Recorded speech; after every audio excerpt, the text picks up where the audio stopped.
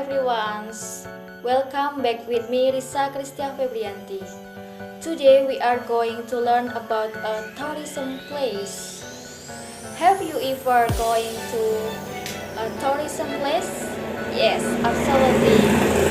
I think you have ever going to a tourism place in your city. What do you think about the tourism place? Can you tell me about it? Today we are discuss about text is and how to describe about the place. Do you know what is the kind of the text? Yes, that's right. The text is descriptive text. So, what is descriptive text? What is generic structures, social functions, and what is the language features? Let's get started. Descriptive text is a text which describes about something, which says that a person, place, or a thing is like. Its purpose to describe and reveal a particular person's place or thing. Jadi, teks deskriptif itu adalah teks yang menggambarkan tentang sesuatu, baik itu orang, tempat, atau benda. Teks deskriptif itu tidak membutuhkan informasi detail dari hasil pengamatan atau observasi dari objek yang akan kita deskriptifkan, melainkan teks deskriptif itu lebih menggambarkan apa yang kita lihat, dengar, dan rasakan pada sesuatu yang kita ingin deskripsikan. And what is the generic structures of the descriptive text? There are two parts. For the first is identification and the last is description. What is identification and what is the description? Let's get started. Okay, for the first is identifications. Identification is an introduction in the form of a general description of a topic. Contents about the introduction of a person's place, animal, or object will be described. Jadi di bagian identification ini adalah pengenalan dari objek yang akan dideskripsikan, berisi tentang gambaran umum dari orang, tempat, atau benda yang akan dideskripsikan. For the next is descriptions. Description is the last part of the descriptive text, which contains a description of something such as animal, things, place, or person. By description, its feature, forms, colors, or anything related to what the writer described.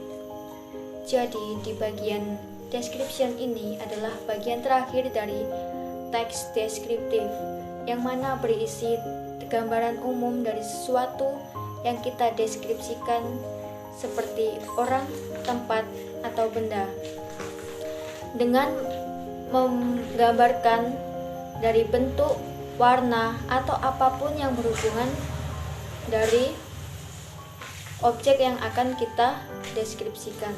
Next is language feature atau ciri kebahasaan. There are some language features in the text descriptions. For the first is specific participations. It's about certain object is not common and unique. Only one, for example, dengan beach, my house, Borobudur temples. Jadi, ciri kebahasaan yang pertama itu adalah specific participation. Itu tentang kebenaran objek atau teks deskriptif itu berisi tentang hal yang khusus dari objek yang dideskripsikan. Contohnya adalah seperti Pantai Bandengan, rumahku, atau Candi Borobudur. Next is using various kinds adjective to clarify the noun. For example, a beautiful beach, a handsome man, or etc. Ciri kebahasaan teks deskriptif yang kedua adalah menggunakan berbagai macam kata sifat. Kata sifat di sini digunakan untuk memperjelas kata benda. Contohnya adalah pantai yang indah, pria tampan, atau yang lain. Okay, for the next is using of simple present tense.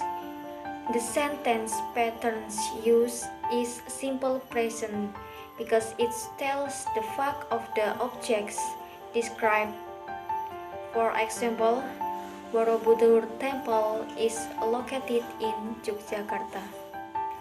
Jadi ciri kebahasaan yang ketiga adalah menggunakan simple present tense. Pola kalimat yang digunakan dalam deskriptif teks adalah simple present karena menceritakan fakta dari objek yang dideskripsikan.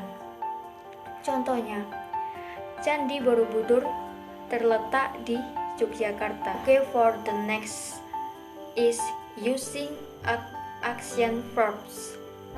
Verbs that show an activity.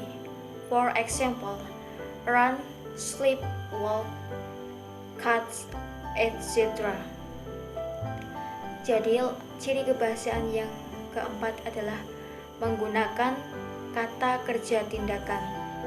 Kata kerja yang menunjukkan kegiatan, contohnya berlari, tidur, berjalan, memotong, dan lain sebagainya. Okay, for the last one is using linking verbs such as is, are, appear, feel, grow, look, taste, and run.